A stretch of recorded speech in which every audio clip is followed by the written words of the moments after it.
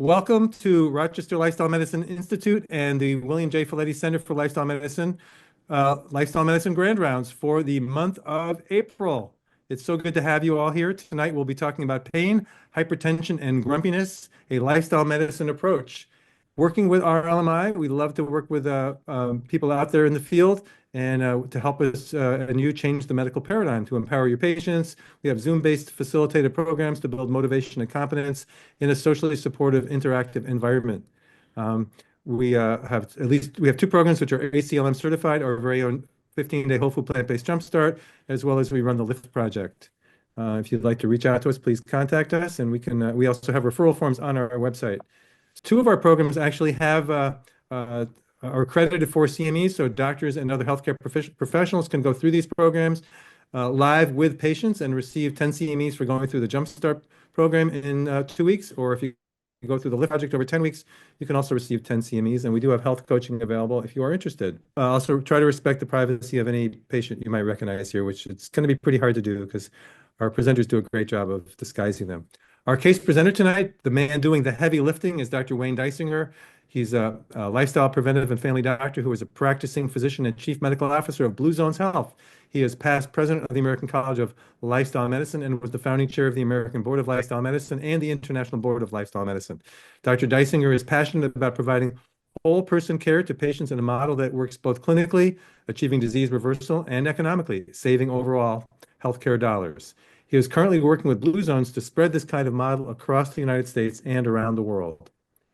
Our guest panelist tonight, Dr. Gia Merlo, is a leading figure in lifestyle medicine, serving as a clinical professor at NYU, associate editor of the American Journal of Lifestyle Medicine, and a fellow and active member of American College of Lifestyle Medicine. She is a distinguished fellow of the American Psychiatric Association and a pioneer in lifestyle psychiatry, holding key positions within the APA.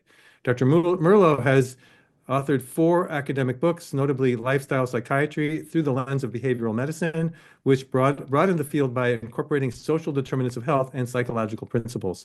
She recently published Restack, a new approach to dismantle the blocks holding you back, which offers practical tools for personal health, urging readers to embrace imperfections and find psychological freedom. Dr. Robert Brakey is one of our regular panelists. He's a board certified in family medicine and lifestyle medicine, and he has been a family physician in Ann Arbor for almost 40 years and serves as the medical director for IHA's William J. Folletti Center for Lifestyle Medicine, as well as the chair of IHA's governing board. He is also on the board of directors for several national organizations, including Rochester Lifestyle Medicine Institute, and he has a special interest in employing lifestyle medicine approaches for disease reversal. Dr. Melissa Sunderman, the DO stands for Doctor Outdoors, is board certified in internal medicine and lifestyle medicine and has practiced for over 25 years. She has training in integrative medicine and mind-body medicine. Dr. Sunderman is also known as Dr. Outdoors and is founding chair of the Nature as Medicine subcommittee for the American College of Lifestyle Medicine. I'm just going to skip over that to Dr. Graff, who is board certified in both family and lifestyle medicine, and she is our case coordinator and also medical director of Rochester Lifestyle Medicine Institute. And you know me, so I'm not going to go through that too much other than to say I am very proud to be a fellow of the American College of Lifestyle Medicine.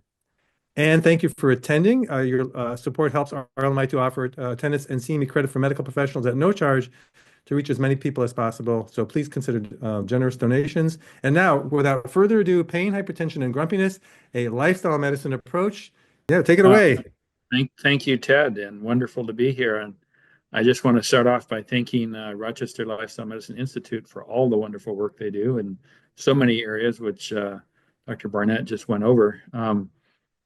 But what a great resource for the lifestyle medicine community. So, thank you. Here. Disclosures, no real disclosures. So I sort of set this up with some learning objectives. So we're going to review a chronic disease case. There's not really major diagnostic dilemmas or challenges here.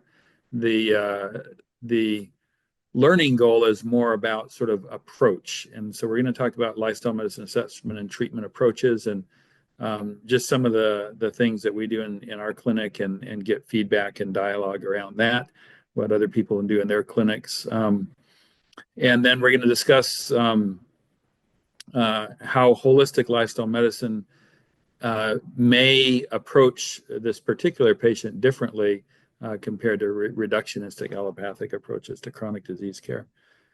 So the patient that we're going to talk about today, her name is Shelley. That's actually not her real name.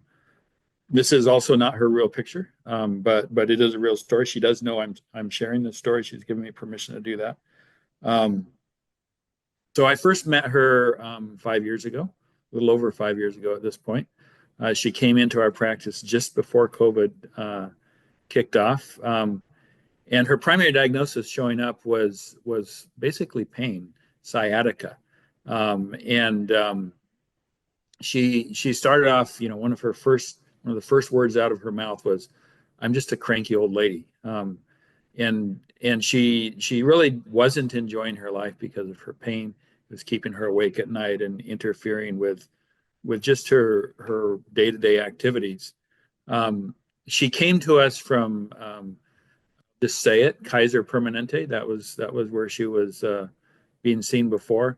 They had done what they usually do, which is sort of thrown all kinds of things at it: steroid injections, chiropractic, acupuncture, TENS units, pain management consult. She tried all those things, didn't really have any progress with any of them. And I think that, this is sort of an example of what we're going to talk about at the end. Sort of whole person care versus reductionistic care. So this is sort of more a reductionistic approach. And she came taking a variety of medicines for pain. You can see the list there: tramadol, gabapentin, meloxicam, nortriptyline in the evenings, and then Tylenol as needed. She didn't want to be going to opioids or other stronger narcotics. So this was sort of her main issue, but she also had a variety of other issues. She had hypertension on a couple meds. She had hyperlipidemia on Lipitor. She was on levothyroxine for her thyroid. She had a diagnosis of osteoporosis and also had some incontinence on oxybutynin. So just with that brief information, I wanted to put out this question. So what's the most important thing to do next? Is it to dig more into her past medical and surgical history? Is it to dig into her social history? Is it to understand her family history and the relationships there? Or is it to dig into her lifestyle and the things that she's doing lifestyle-wise? So I'll just say while people are answering, I don't think of this as being a right or wrong answer. It's a question of what do you think is the most important thing to do next? Yeah, so this is fascinating. Of course, this is Rochester Lifestyle Medicine Grand Round, so it's not too surprising that 87% of people would say current lifestyle. And I do agree that's super important. And we're going to share a little more of that here in another slide or two. But I will tell you what I would have put. I would have put social history. And let me tell you why I would have put social history. There's two reasons why I would have put social history. One is that in my books, social history, as I was taught in medical school, was a complete failure. Because I was taught that social history was, do you smoke and do you drink? That was basically what I was taught social history was. And that's so ludicrous. Since when is do you smoke or drink your social history? Your social history is who do you live with? What are your parents like, or what are your kids like? What are your siblings like? Who are your friends? Just really knowing, the environment that someone lives with. And I think that that's more important than anything else. And so the other reason I think it's more important than anything else, if you look at, so for instance, the Harvard Men's Study, this was talked about at the ACLM meetings in Orlando. Relationships is the most important thing for your health. And if you look at the blue zones, The blue zones has nine, what they call their power nine. Three of those are directly related to relationships, and the three are they say family first, so your family relationships. They say uh, belong, which is sort of a spiritual community, having some kind of uh, higher power group of people that you talk with, or group of people that you talk about bigger things with, and then your friend network. Anyways, great answers for everyone, but I would have put social history. Dr. Dyson, Um, we're going to ask the panelists now, if that's okay. sure, absolutely. Okay, great. Yeah. Let's go with our guest panelist, Dr. Merlot first. What are your thoughts? I tend to collapse the social history and developmental history quite a bit. So that kind of gets a lot of the information. But it's interesting that you would do that, Dr. Dysinger, because I wonder if I don't tend to follow this route when I do a psych eval. I kind of do a little bit differently than this. So I would have probably done what I call connectedness history, and that actually goes on 6 domains in the way that I think about it. But we can talk about this later. Maybe what my 6 domains of connectedness are. It's a Sure. connection to yourself, it's connection to others, and it's connection to the world at large. So it kind of a little what you talked about, but the three that you talked about, but expanding it a little bit. Great. Thank you for that. Dr. Sunderman, would you like to expand on that at all? Or?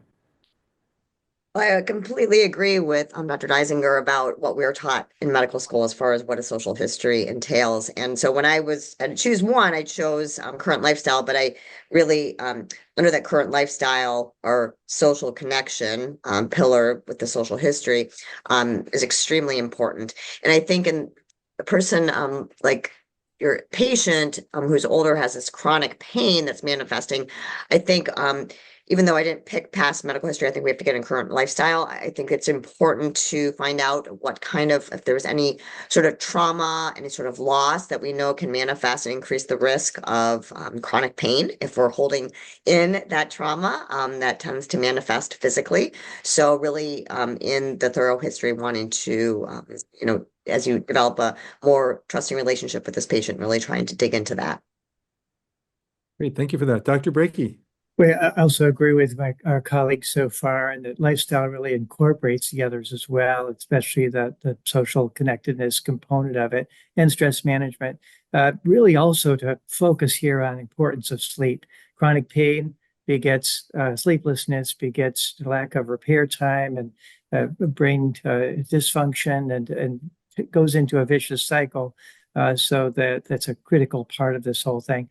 Also, the past history with respect to substance use, she flagged that she doesn't want to use strong opioids, which is great. They're contraindicated in this neuralgic pain. And yet she's also on tramadol, which metabolizes to an opioid. So we have to kind of, again, tease out whether there's any past concerns that brought her to that history of either drug or alcohol concerns that might also relate to several of the pillars. But yeah, great case so far. We obviously see this commonly, and let's keep moving. Yeah. All right. Proceed, Dr. Dysinger, please. Yeah, so a lot of great points there, and of course, one of the core points is that connectedness or social is a huge part of lifestyle, as it's defined by pretty much anybody's definition. So this was just Dr. Waldinger just sort of reminding ourselves of the point that we already made. So I'm next going to sort of go into the physical assessment a little bit, and we have every one of our patients. We ask them about what we have 4 pillars. The 4-pillar concept comes from Dean Ornish. It's also the same as the core 4 in the Blue Zones arena. But it's nourishment, movement, resilience, and then there's the connectedness right there. So we ask every patient, every visit, how are you doing on these? So this was Shelley's for her very first visit. Nourish 5, move 4, renewed 2, connect 10. And then her other vital signs, her physical exam, there wasn't high point on that really changed the trajectory of what we were doing with her. So when you look at this, connectedness is great theoretically. Let me see. Yeah. So this is a little more information on that. So she's widowed. Her husband was a contractor. He had passed away in the neighborhood of 15 years before we met her. And she lived by herself, although it wasn't actually by herself. There were two houses on the property. Her grandson, his wife, and their great grandson lived in the other house on the property. She had two daughters. The one who was the mother of the grandson, had passed 2 years before her husband passed. Her other daughter lived up in Northern California. We're down in Southern California. And they didn't really communicate. Turns out that this other daughter had a lifestyle that Shelley didn't really agree with, and there was just a lack of interactions with that daughter. She said she had a good connection with her family and friends, had higher power and purpose in life.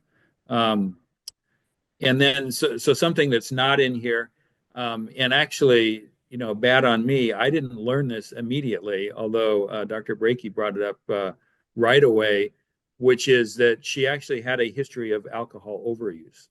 She hasn't used alcohol for, I think at this point it was 12 years. She hadn't used alcohol, but historically she'd even carried a diagnosis of alcoholism. So with that additional information, the next question is, where should treatment start? And again, this is not about a good or a bad answer or a right or a wrong answer. It's more for what we know about this patient so far, what should we do next?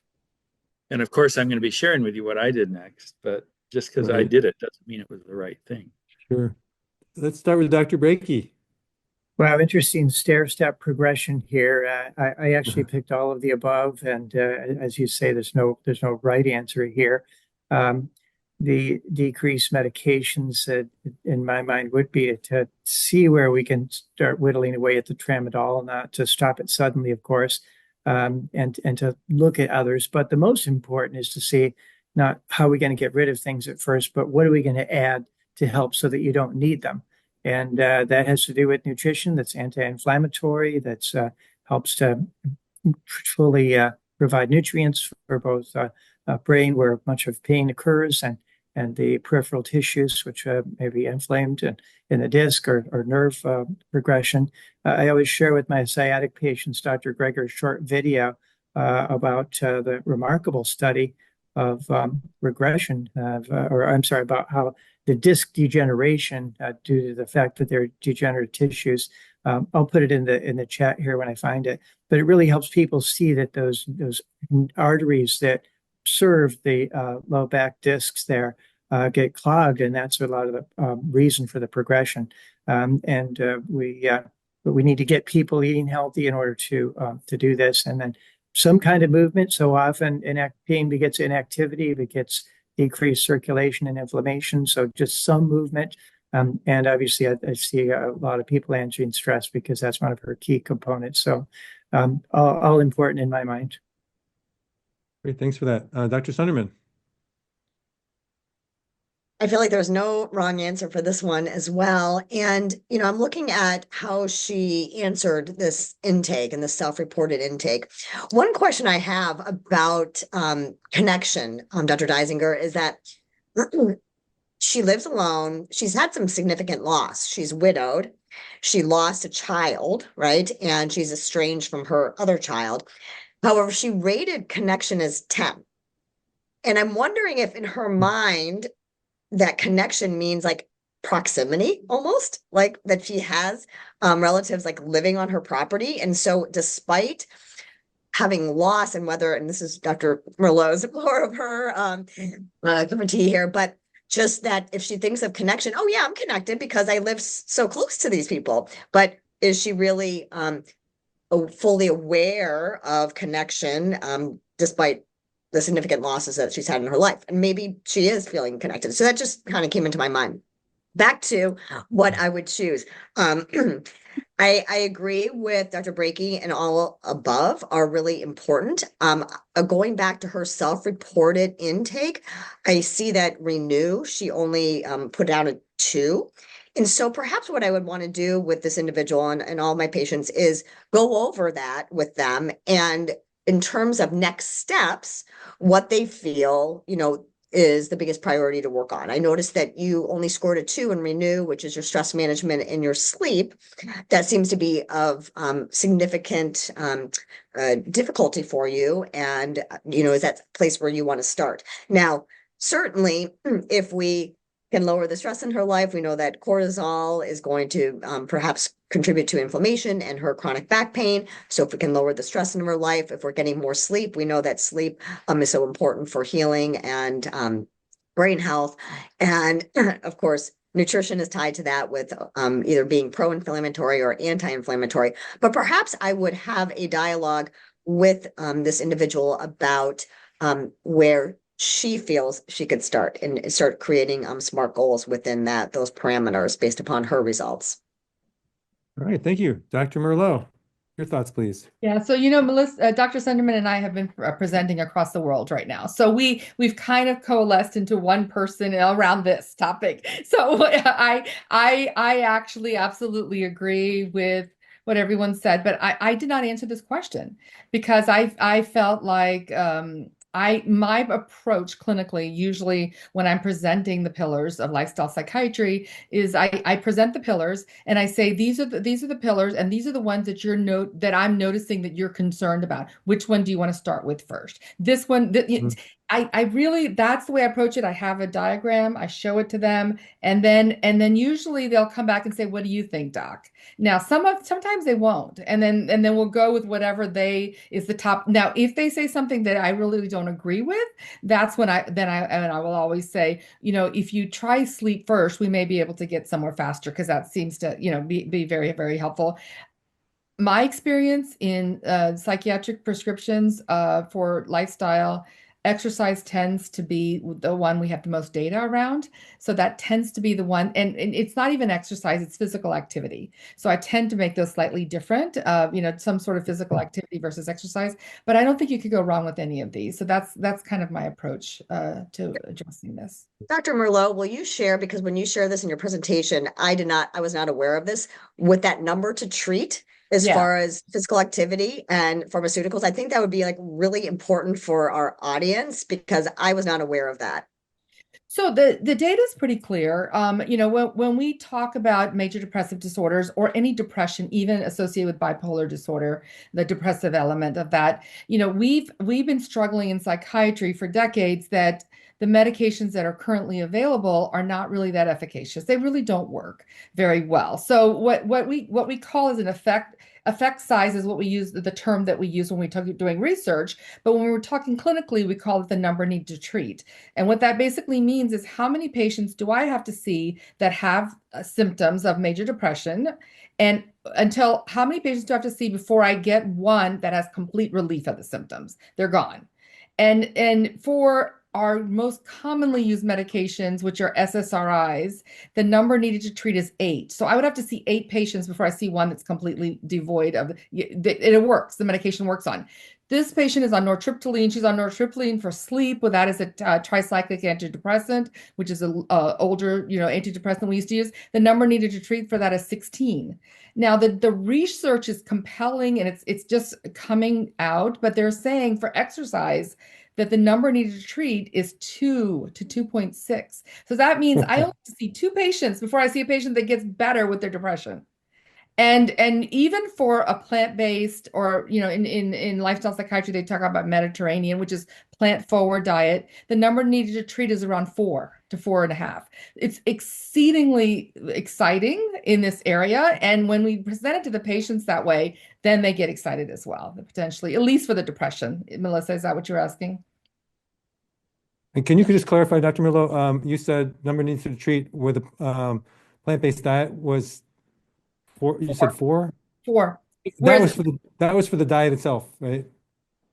yes. So most of the research in psychiatry is around the Mediterranean diet. Okay. I kind of lump that into the, Mediterranean, the plant forward diets, because that's kind of it's preponderance of uh, plants. And the number needed to treat for most of those studies is 4 for major depressive disorder. Whereas again, the SSRIs that, the most prescribed medication in the world is 8, believe it or not. Wow. Wow. But so I tend to start with exercise if that's what's going on with my patient. And I give them the data points so that they can make those decisions. Got it. Thank you for that. All right, Dr. Dysinger, what did you do? So a great panel discussion, just superb panel discussion. And, to be honest, this was 5 years ago. I can't remember exactly what I did in the visit, but I'm sure I did exactly what Dr. Sunderman and Dr. Merlo said I should have done, which is to, do good motivational interviewing and ask the patient what she wanted. What I do know is that I can look back on the chart and I can see what she walked out of there with. And what she walked out of there with was this. The current the anti-inflammatory diet. I'm glad that the audience chose decreased medications the least. I think that is an option, and that is something that I will sometimes do, but I rarely do it on a first visit. That's not. I agree with the data around exercise and this is a senior patient. I love to push exercise with seniors. I tell them that's the best thing that they can do to stay young. And obviously this patient had the low renew or resilience score.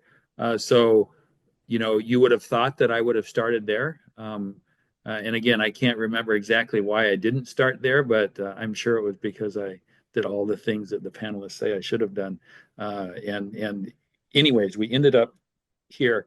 And if I were to guess why I started here, it would be because it was easy. So I spent a lot of time getting acquainted with the patient, and I thought there might be a little win here, and it was easy. So this is what I gave. And for those of you unfamiliar with this nutrition prescription, it basically comes from Dr. Greger's work, the highest antioxidant foods. And so this is a template that we have in our EMR, and we can give the diet, we can give the supplements, we can do, we rarely give the supplements without the diet, but we will certainly frequently give the diet without the supplements.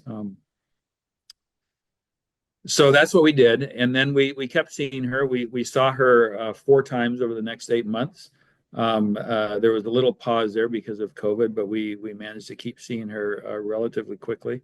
And over the next few months, we did some other prescriptions. We talked about processed food and staying away from that.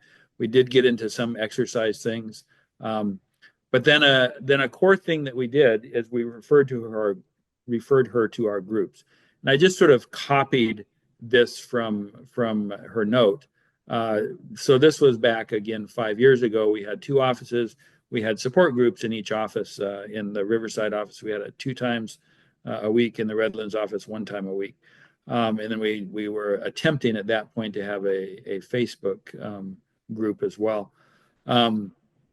So she was closest to our Riverside office. She actually joined the Riverside group. Of course, again, COVID hit right around this time. It went from being in person to being virtual. And she joined those groups, and that'll become pertinent later.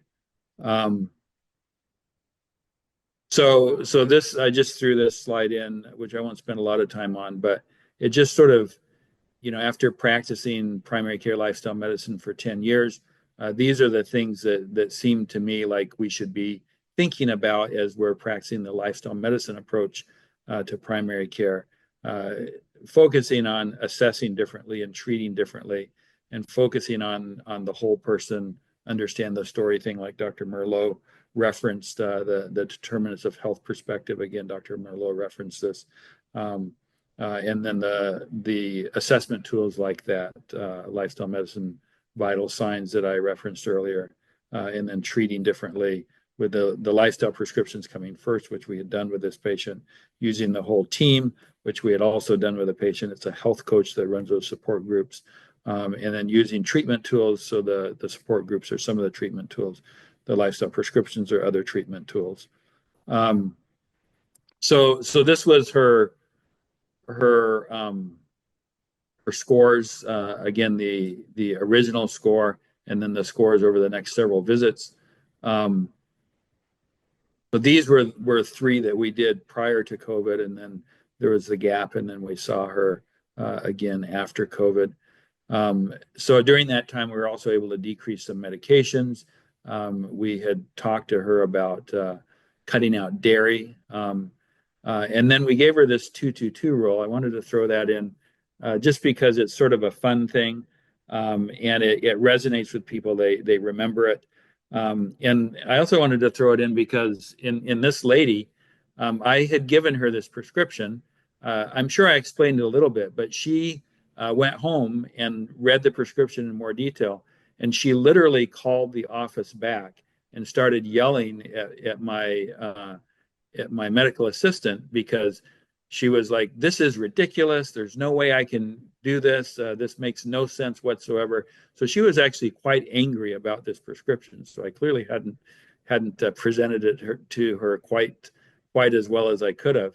And you know, the medical assistant did a good job, but the follow-up of that is she was also going to these groups that I had referenced back here. And in those groups, there are a lot of people in those groups who are very committed to a whole food plant-based diet, and who have a lot of their own personal stories of how that has helped them in their approach. And so she was listening and she was watching, and she was gradually changing her diet. And so she actually ended up eating this way after all, even though the initial prescription hadn't necessarily hit home. The groups had helped bring it home eventually. It's also interesting to see here, you know, the big thing up here is the renew or resilience, which is sleep and stress, how that improves significantly through here. So then, you know, we kept seeing her. I still see this patient now. So these are just, you know, snippets from other visits over the next few years. You know, she felt like she was getting better towards the end of 2020, but she was afraid to admit it. We weren't able to get her off the tramadol very quickly. We were able to get her off some of the other medicines quicker, but she was doing other things. She stopped the oxybutynin. She picked up her diet. She did have a small little stroke. She had some carpal tunnel surgery. You know, 2 years in, she's now off a bunch of other meds, still improving, you know, step by step improving on her diet. And then, you know, you can see there the last visit, she's giving very good lifestyle medicine vital signs. Her tramadol dose was decreased, but still present. Her blood pressure was good. And she was really eating quite healthy. So it took time. It didn't happen overnight. I think that support group was huge for this particular lady. It's significant for a lot of our patients. So another question, what made the difference? What was it that that really turned the corner for this lady? Yeah, I mean, I think they're all of them are very important. I think number one, the relationship, and it's interesting because I would say the relationship with the providers as well. So the relationships over time. So I just want to go over what I think is connectedness right now, really quickly, if you don't mind. Sure. So Yeah, please take your time. I think that's a very important thing because that's when we talk about relationships. I feel we get reductionistic by really focusing on what we're talking about, social connection. So in my world, connection as a psychiatrist, we have to have a connection to ourselves. And that includes a place of empathy and compassion for ourselves and others, in addition to having some sense of happiness, finding purpose and meaning in life, and which Dr. Dysinger did talk about. But that helps us get a connection with others, which includes a social connection, and also being able to connect with nature, being able to connect with our pets and other objects in our world, and then the connection to the world at large. Spirituality and religion, only almost 70% of people want to have a conversation around spirituality and religion with their providers. And I think that we need to do, it's a very quick question. It's called a FICA. And then you just ask those 4 questions. And the last of that assessment is that, do you want to talk about this with me? Because you're not pushing something, you're not telling them you're biased, but if they want to incorporate that into their treatment planning, then you want to be able to do that. So FICA is something I do with all my patients. I don't know, it's, F stands for faith, belief. Do you consider yourself spiritual? I is, how important is this in your life?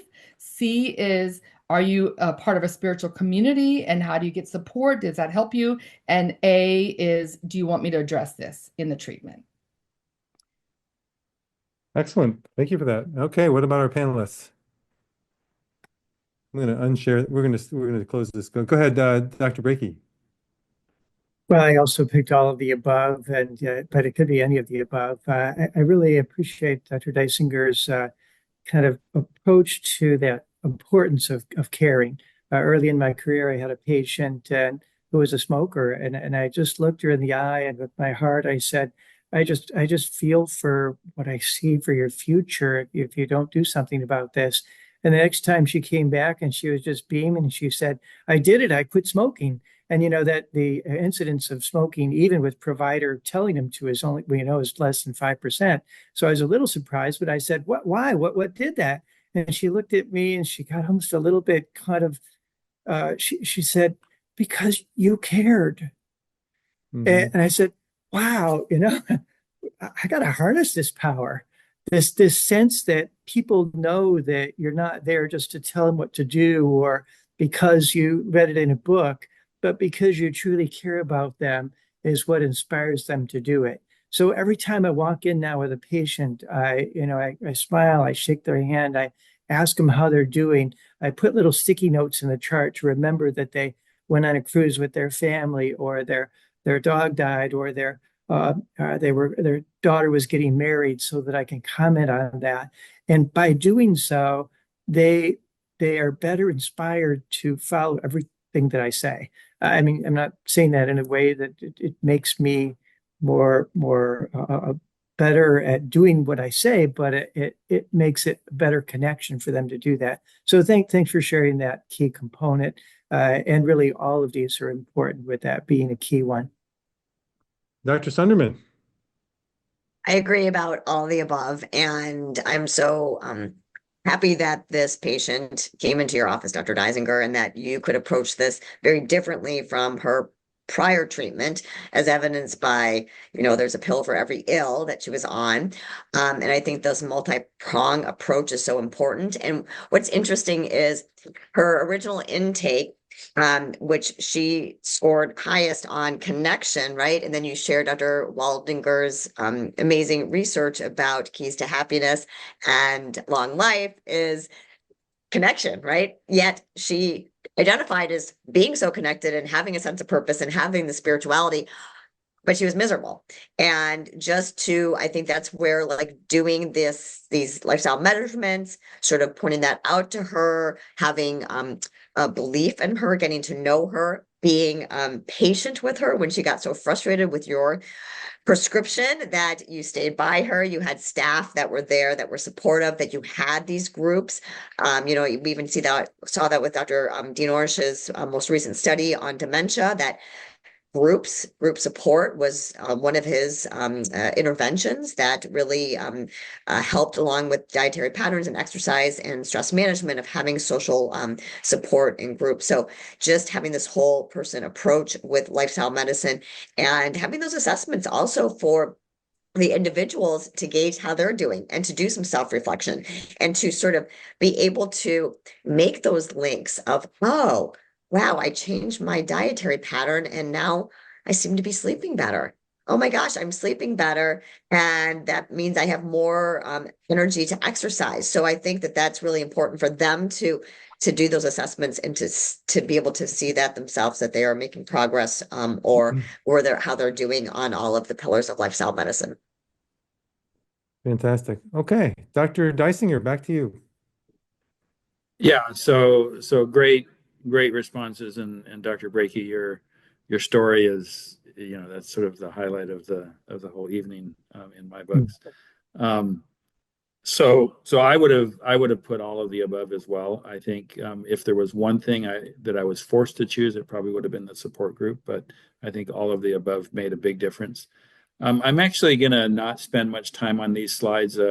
I would love to wax philosophical, but I know we're sort of up against the time. But the point behind this is, our training tends to be allopathic reductionism, where we're asking what's wrong and we're trying to fix what's broken. Whereas in a lifestyle holism approach, we're trying to learn the story. We're asking what happened, and we're trying to balance the system. Rachel Remen makes the same point by differentiating between curing. So we're taught in medical school how to cure. We're saying in lifestyle medicine, if we're really practicing this holistic approach, that we're not trying to cure, we're trying to heal. It's a different concept.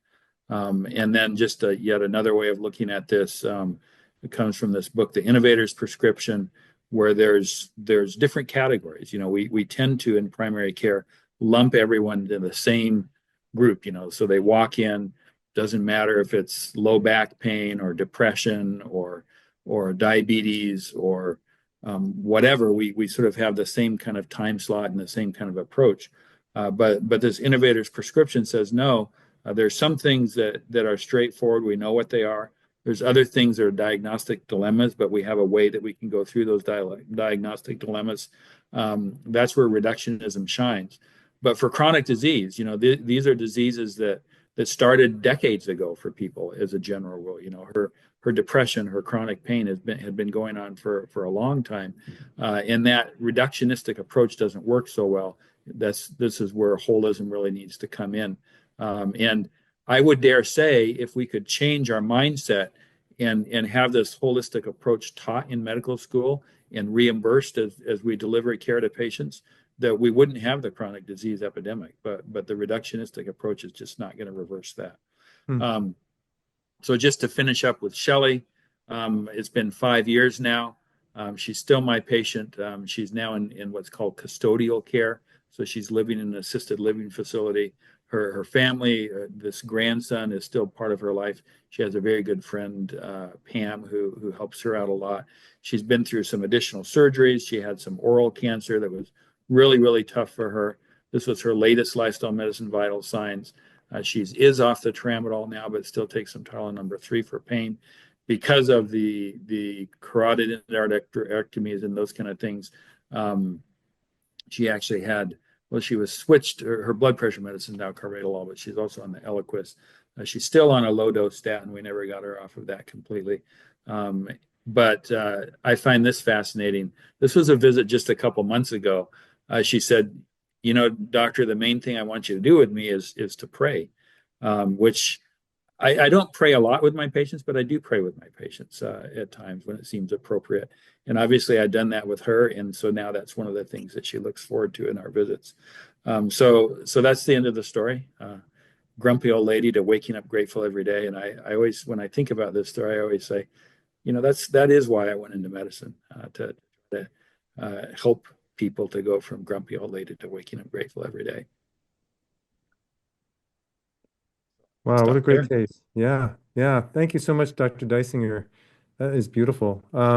Did you want to, well, we can, why don't you stop sharing and we can, I think, remember those. So anybody in the audience want to go live and ask a question? Or we've got some questions in the chat. Dr. Graff, why don't you appear here and help me out with the questions? There weren't really any major things in the chat with questions, except asking to have the books put into the chat so that people can the references for those. And there was an ask for references on the number needed to treat, which Dr. Merlot had already put in. So I had a question though about I was a little bit surprised that she got weaned off the gabapentin before she got weaned off the tramadol. And I'd love to know kind of what the thinking was behind that. But was it just she was so connected to the tramadol was she was not willing to try to kind of come off of it at that point? Yeah, no, it's a fair question. And man, I'll just tell you my clinical experience. I don't know the research behind it, but my clinical experience is that gabapentin isn't that great of a medication, just to be honest. And so I suspect that's why. I don't remember a detailed thought process behind that, but I suspect that's why she was wanting to get off of medication. I thought, well, let's try. And sure enough, she got off of it and it didn't really change her pain trajectory. So it just wasn't making much of a difference for her, whereas the Correct. tramadol did help. Okay. Correct. Yeah, I work at the VA now, and I swear the gabapentin is in the water. Everybody is on gabapentin for chronic pain. Everybody. So Here's What a about question. the Go what ahead. about the atorvastatin? Sometimes I'll give people a 2-week holiday just because it commonly will cause musculoskeletal. Did you consider stopping it altogether to see if it really was part of her problem? We did actually stop her statin completely at one point. But then her LDL cholesterol didn't hold well enough. And she had these other atherosclerotic things going on. So we put her back on it. Yeah. like any difference in her pain? And it didn't seem to change the pain trajectory that much at that point. Interesting. There's a question here What from a a. great case. Ted, can I I'm just say sorry. something? Yeah, Yeah, sure. Dr. Dysinger, this is amazing, and you handle it so well. She is very lucky to have you. And I just want to highlight, you said 4 times in 1 year is how many times you saw her after that first That first year we saw her 4 times. Yeah. That's it. And look at all the change you were able to help Yeah. her But do. again, that was me seeing her, right? But she was in Yeah. the groups and she was in these other interactions with our practice. But that's amazing. She was yelling at our medical assistants. So Dr. Merlot, could you share some of what you know about the gut microbiome?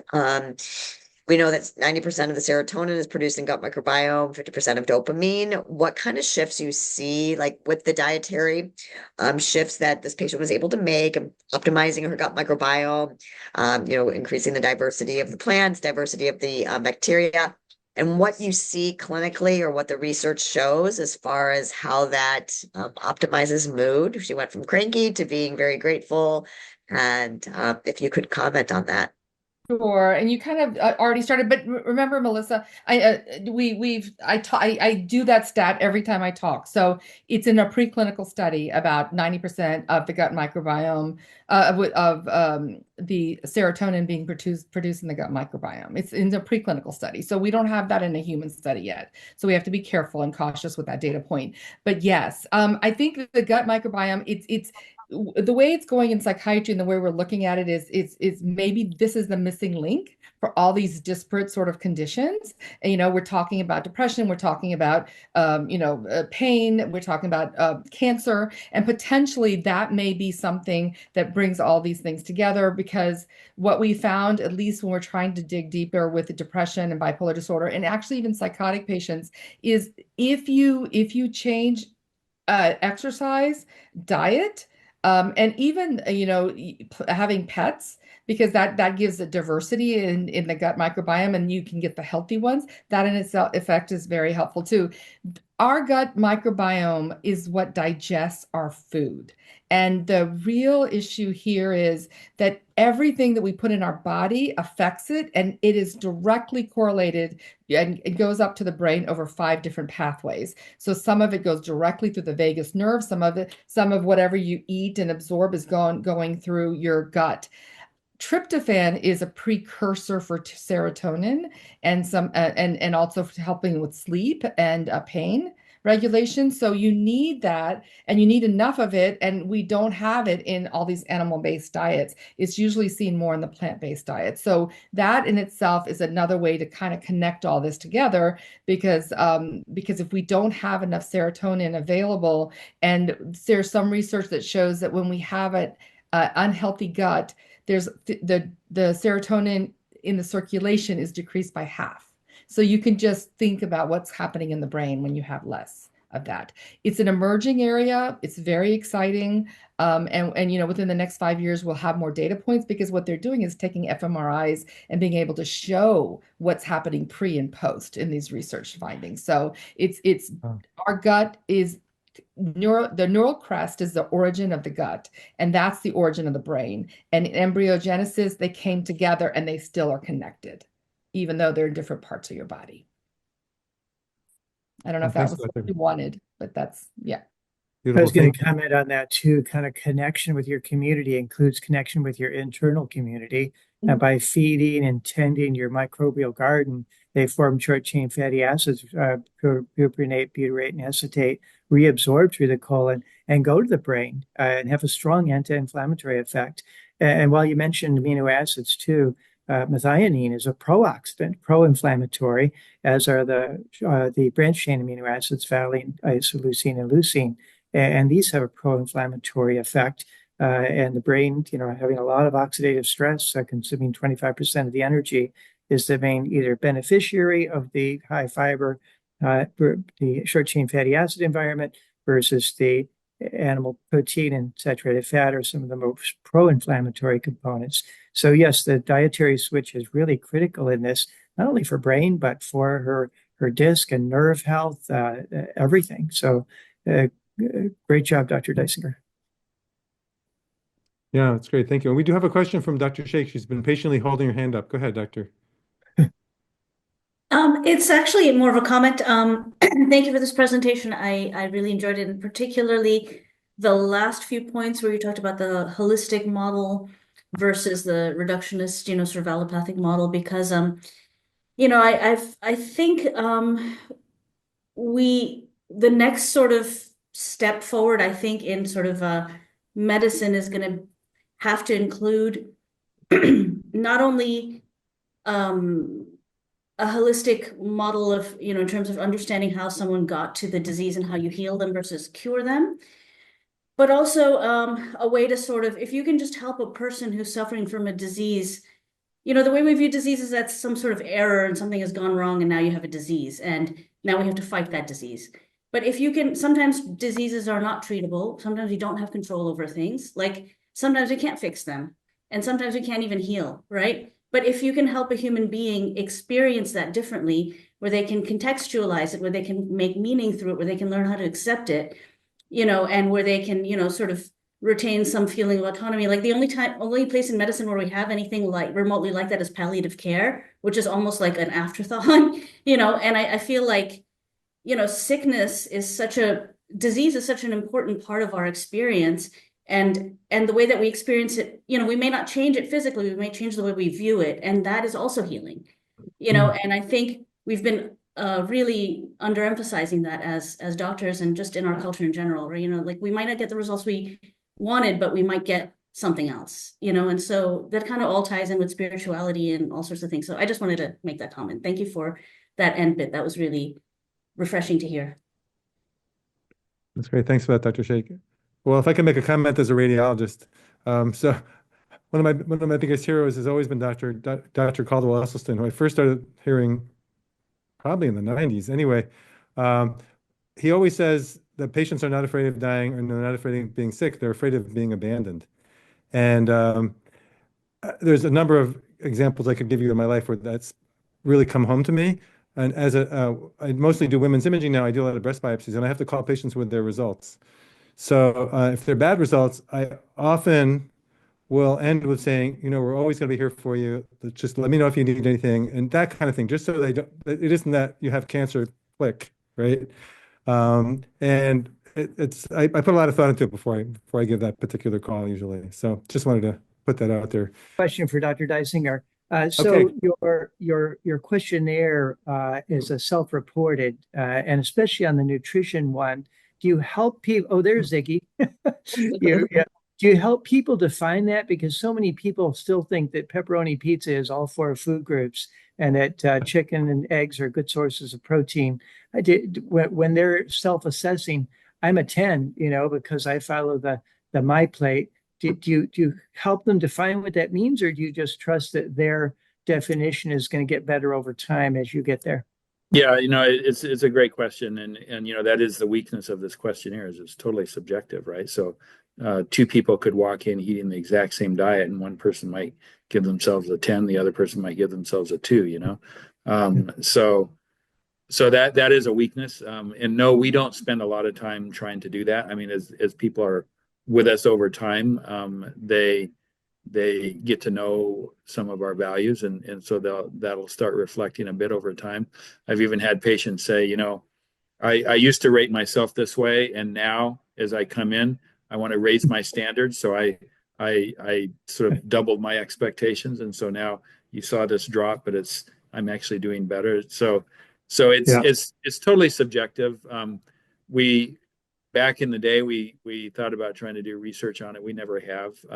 It's easy, it's quick, it gives us useful information, even with its weaknesses. So we just use it. I tend to use the 4-leaf survey for what it's worth. Carrie, I know you were instrumental in helping to test that, and it gives me a good sense of kind of where they are and a little more objective sense of how they're improving. But yeah, I know others have used Diet ID. We did try implementing Diet ID at one point. But again, once a patient, so we have to orient them to this lifestyle vital signs. It's not, you just sort of walk them through a time or two, but then they come in and it's literally 10 seconds, they fill it out. Yeah. So it's so easy and so quick.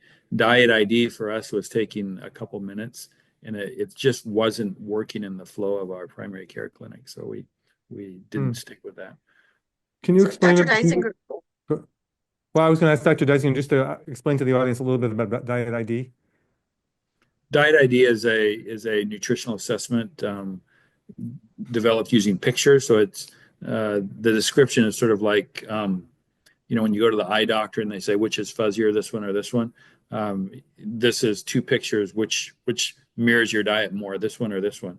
So you choose, and then another two come up, and you choose, another two come up, and it's meant to very quickly identify the type of diet that you're on, and then allow you to get feedback on that diet.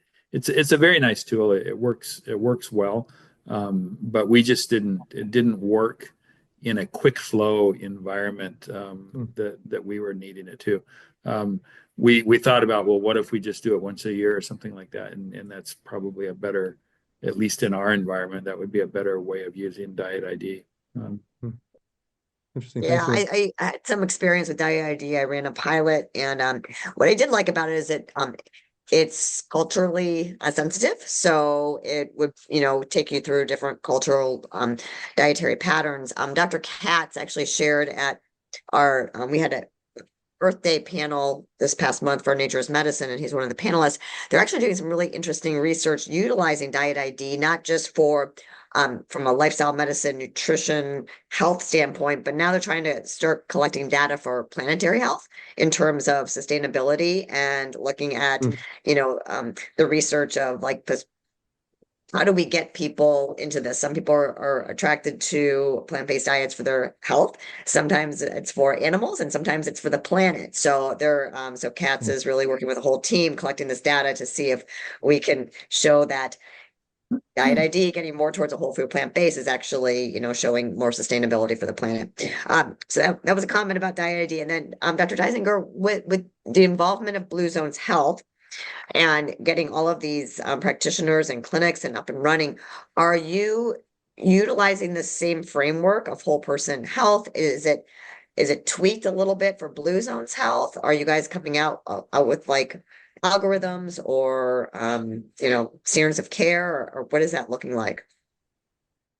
Yeah, we're using the same framework, but just realistically, Blue Zones Health came into existence 9 to 12 months ago, depending on how you start coming into existence. So it's very early on, and these 200 doctors, they're affiliated with us, but they're not board certified in lifestyle medicine. They still have a lot of learning to do. So that's really our journey for the next couple of years is trying to get them just acquainted with all the different tools and all the different resources and using. We started plugging them in. Our first step into plugging them in is using our dietitian and our health coaches and our exercise physiologists and some of those people. So and the groups actually, so they can refer to those groups now. So some of the tools and resources that we have are now available across the board. But if you go to their individual practices, do they have the 222 diet or the anti-inflammatory prescription or whatever? No, they don't all have that yet. And so it's a journey. We're trying to figure out, and a lot of them came in because of the economic model, not because of the clinical model. So we're just trying to get. We do have a requirement. If you're going to stay with Blue Zones Health, you have to get board certified in lifestyle medicine. So they all do know that, and there is a plan, but it's a 2-year window that we're giving them to do that. So. Dr. Murillo, thank you so much for being our guest panelist. It was an honor having you here. Dr. Dysinger, thank you so much for doing the heavy lifting, because I always consider people who present the case are the ones really doing the work.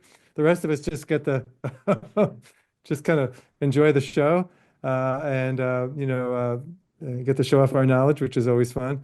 Dr. Sunderman, thank you so much. Dr. Brakey, thank you again. Dr. Carrie Graff for being our case wrangler and our medical director. And then thank you, Serena Farb, who's in the background engineering things tonight. So once again, we have this tradition at Rochester Lifestyle Medicine Institute where we ask everybody to unmute and say goodbye all at once. So we get a joyful noise from all over the country. Okay, 1, 2, 3, good night. Good night. Good night. Thank you. Bye. Bye-bye.